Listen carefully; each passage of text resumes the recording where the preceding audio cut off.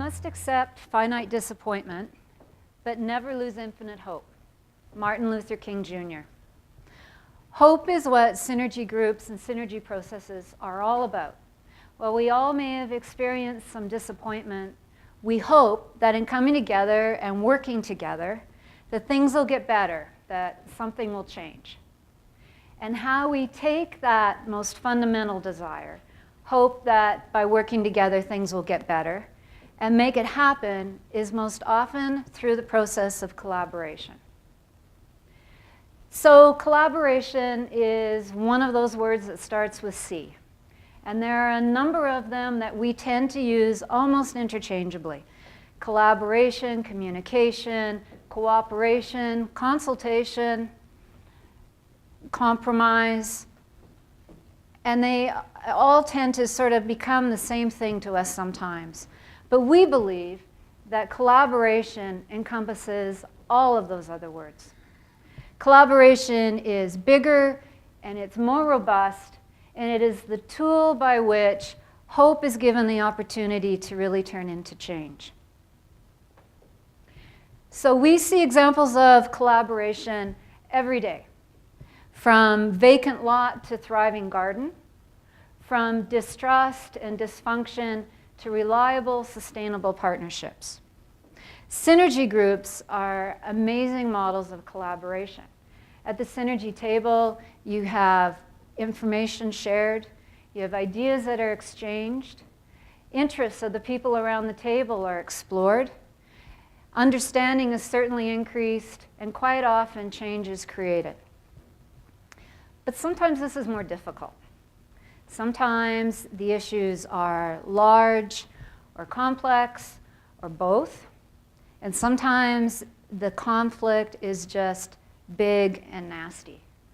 So what does collaboration look like then?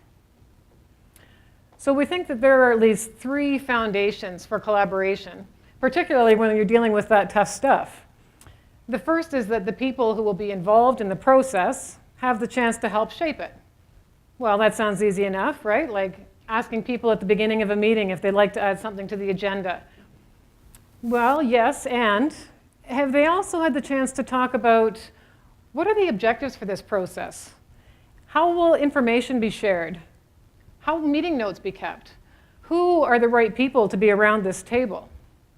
If people don't have a chance to contribute to those terms, are we really collaborating, or are we just funneling them through our process? Of course, one of the things that can happen when we get all those right people around the table is that not everybody sees things the same way. Well, that's why we invited them, right? Because we wanted to hear all the different perspectives. We worked with a group where there was one fellow who came to meeting after meeting. He was a regular, and he always seemed to be unhappy. He ranted. He asked a lot of questions, way more than anybody else. Anybody else ever come across those people? As facilitators, we did our best to listen and to get to the heart of his concerns. It was kind of painful. We weren't sure in some ways why he kept showing up. Over time, though, something began to shift. He started to acknowledge some of the positive changes that were happening. He started to thank the people that were in the room. And eventually, he became a leading community spokesperson for this collaborative process. So that second foundation for collaboration is that we welcome those diverse perspectives and we learn from them. Most often when we're starting those planned collaborative processes, it's because there's a spectrum of views and no clear road ahead. If there were an obvious path, we would tend to take that. We worked with a community in Alberta that was in that situation with no clear path. An intensive livestock operation had been approved by the county, and it created deep divisions within the community. In a very short period of time, neighbors stopped talking, families were divided. The case proceeded through municipal appeal, through the courts. Eventually, the community decided to sit down together for a different kind of conversation. As they listened together and shared their perspectives, they started to see things a little differently, and people started to say, I didn't know you'd experienced that. I didn't know that that had happened for you. I wish I had known that sooner. So the community decided together that what they needed were new bylaws for the area and they put a plan in place to make that happen. My husband often says to me, go big or go home. It's when we're willing to take that deep dive, maybe take some personal risk. That's where we see the bigger rewards for collaboration. So this seems like a lot of work, right? And sometimes it is. So what are the rewards? Why do this? Why spend the time? Why make that investment?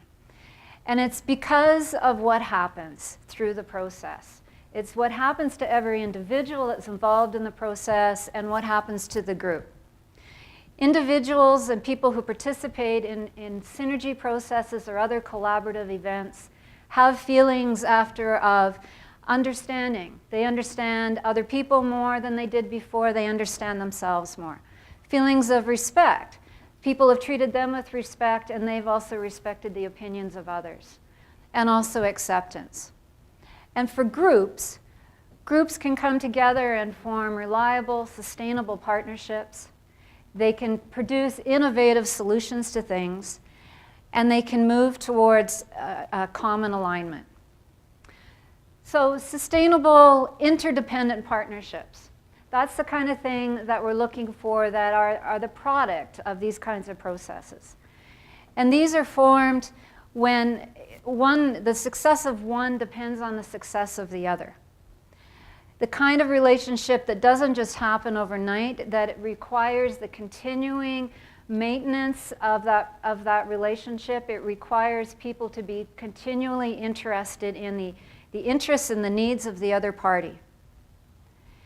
It's more of a hitching together of the wagons than it is just a win-win agreement. It's people that are in this for the long term. So it's often said that 2 heads are better than 1, and surely 5 light bulb flowers are better than 4. Every person, family, small or large business experiences problems sometimes. And those problems are more easily solved when we work together on them, when we don't rely solely on our own resources. We come up with more creative and innovative solutions. Large corporations get this. Starbucks, WestJet, they use websites to collect ideas from anyone who will offer them. And then they have people comment on them, and then they ask the crowd to vote on them. It's called crowdsourcing. Well, on a much smaller scale, and with much different technology, a flip chart rather than a website, we've seen innovation happen many times. I'll give you one example. A farmer about to lose his farm, sitting at a table with a group of his peers and, of course, some lawyers. He asks the group for help and ideas for what could save him from this crisis. So I don't know about the farmers in this audience, but I know that on the farm where I grew up, brainstorming in front of a flip chart was pretty rare. But these guys did this, and they sat down and they dug in, and within the space of 20 minutes, they came up with at least 15 different ideas. And then they talked through them. And it was the combination of 2 of those ideas that came up with an innovative solution to the problem. So we love this photo. It shows people sitting in a boat, not necessarily an organized team, but people who have come together to do something. They're poised, their oars are in the water, ready to exert whatever energy is needed to move this boat in alignment.